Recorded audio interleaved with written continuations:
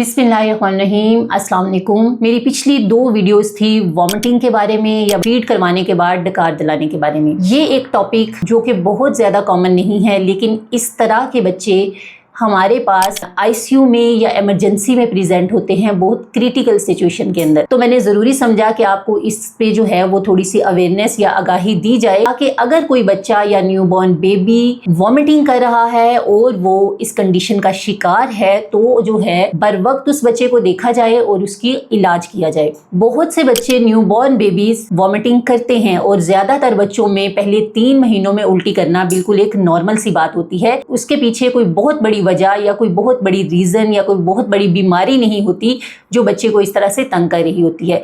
लेकिन कुछ केसेस में जब एक नौमौलूद बेबी या एक न्यूबॉर्न बेबी जो है वो बार बार वॉमिट करता है और उसकी उल्टी इस किस्म की है कि बच्चा बहुत जोर लगा के जो उल्टी करता है वो कम से कम 2 से 3 फुट दूर जाके गिरती है, और ये उल्टी फीड लेने के कम से कम 1 से 2 मिनट बाद ही कर देगा। उसके बाद जैसे ही बच्चे ने वो दूध निकालने के बाद बच्चा फिर से भूखा हो गया, बच्चे को फिर से भूख लग गई है, वो दोबारा से फीड डिमांड कर रहा है। और ऐसा बच्चा आप देखेंगे कि वो फीड भी ले रहा है, वो उल्टी इस तरह से कर रहा है, लेकिन बच्चे का वजन नहीं बढ़ रहा, बच्चा दिन ब दिन कमजोर होता जा रहा है। तो ये एक टिपिकल केस है हाइपरट्रॉफिक पाइलोरिक स्टेनोसिस का, जिसमें क्या होता है कि हमारे मैदे का जो एंड वाला पार्ट है, जो पाइलोरस है, जिसने खुराक आगे खुराक की नाली में डालनी होती है, वो तंग है। और ये एक पैदाइशी तौर में बच्चे के अंदर ऐसा नुक्स होता है। ऐसा बच्चा पैदाइश में बिल्कुल ठीक और सेहतमंद होगा। पहले 1 महीने तक बच्चे को उल्टी इतनी सख्त नहीं होगी, बच्चा थोड़ी बहुत कभी उल्टी कर देगा, कभी नहीं करेगा।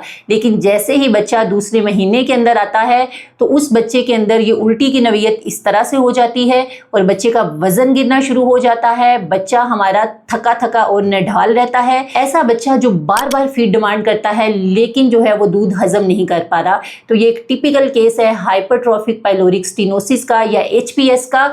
इसमें क्या करना होता है, इसका सिर्फ ये एक सर्जिकल केस है जिसमें हम बच्चे का वो जो रास्ता बंद है उसके अंदर हम एक जो है वो उसकी ओपनिंग क्रिएट करते हैं। बच्चे के उस तंगी वाले रास्ते को जो है वो हम कुशादा कर देते हैं ताकि जो बच्चा दूध पीता है वो उसको प्रॉपर्ली आगे ट्रांसपोर्ट कर सके और वो अपने दूध को हजम कर सके। ऐसे बच्चे जो है उल्टी करने की वजह से पानी की कमी का, नमकियात की कमी का शिकार होते हैं, प्रॉपर उनको खुराक नहीं जाती तो बच्चे का वजन गिरना शुरू हो जाता है। तो इन सारी कॉम्प्लिकेशन को बचाने के लिए इस बच्चे की आइडियली सर्जरी उन 3 मंथ्स के अंदर अंदर करवाना ज़रूरी हो जाती है। उसके बाद बच्चा जो बिल्कुल एक नॉर्मल बच्चों की तरह ज़िंदगी गुजारता है और इस प्रोसीजर की कोई ख़ास कॉम्प्लिकेशन या कोई मसला नहीं होता। लेकिन इसके बरक्स अगर आप लेट लेके जाएं बच्चे को, उसका ऑपरेशन लेट हो, तो बच्चा इतनी कॉम्प्लिकेशन का शिकार हो चुका होता है कि उसको सर्जरी के काबिल बनाने के लिए हमें बड़ा टाइम चाहिए होता है। तो लिहाजा अगर कोई ऐसा केस आपके पास हो या कोई ऐसा बच्चा जिसने इस किस्म की सिचुएशन को फेस किया हो तो उसको ज़रूर डॉक्टर को दिखाएं और उसका बर वक्त इलाज कराएं। Thank you.